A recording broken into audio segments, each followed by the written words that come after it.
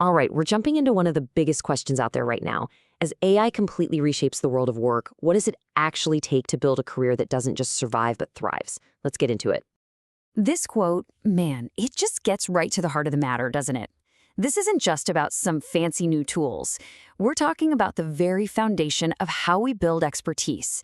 The stakes, well, they really couldn't be any higher. So, let's talk about the career ladder. You know, that thing we've all been told to climb? Well, it's being shaken right now at its very first step. Think about it. For generations, you learned the ropes by doing the simple, repetitive grunt work, right? Drafting basic memos, writing boilerplate code, running the same reports over and over. That was your training ground.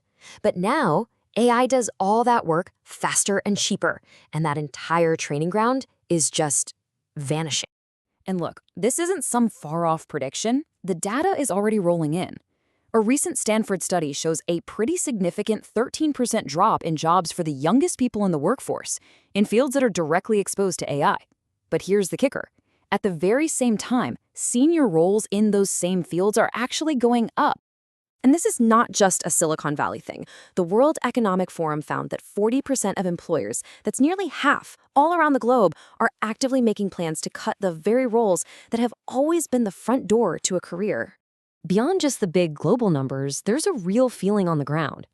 You have over 40% of tech professionals who say they see their junior colleagues as, well, simply stuck.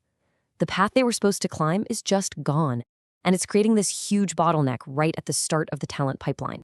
So this all brings us to a really critical, kind of weird tension. If the machines are doing all the foundational work, how in the world is the next generation of human experts supposed to learn anything? It's the essential question, you know? If you learn by doing, but the doing is being automated, what's the new path to getting good? How do you possibly become a senior expert if you never get the chance to be a junior apprentice first?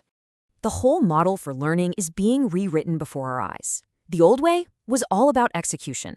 The new way? It's all about oversight and judgment.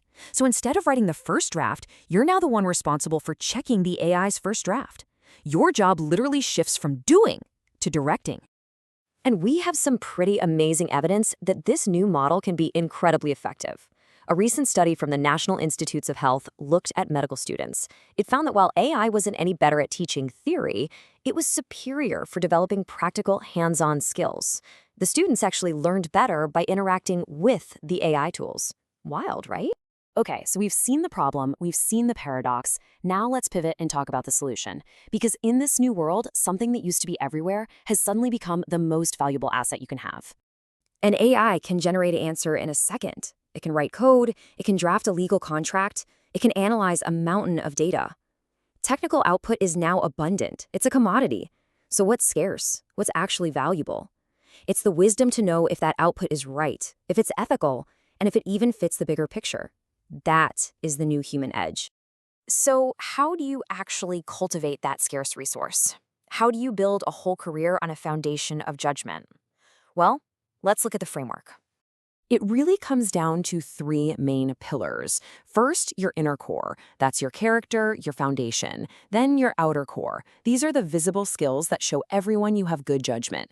And finally, your T-shaped profile, the way your knowledge is structured, combining deep expertise with a broad awareness of everything else. Let's dig into that T-shape for a second. That vertical bar, that's your deep knowledge in one area.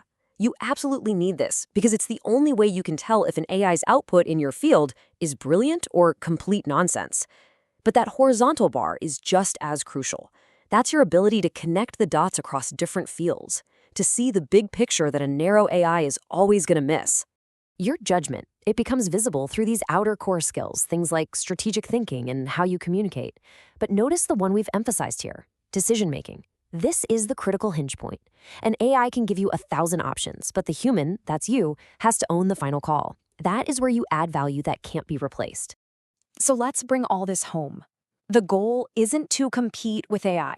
It's to find your unique, your unfair advantage by fusing the absolute best of what humans do with the best of what machines do. Here it is, your actionable path forward. Step 1, understand yourself, your values, your character, your inner core. Step 2, actively practice those 9 outer core skills. And step 3, Be really intentional about building out your T-shaped profile. Go deep, for sure, but always make time to go broad. The debate is over. It's not human versus machine. The winning strategy, your new professional edge, is combining your human maturity and wisdom with the incredible scale and speed of the machine. That fusion, that's what makes you irreplaceable. The machines will absolutely flood the world with outputs, but the defining question for your entire career is this: can you be the one to step up and own the outcome? Thanks for watching.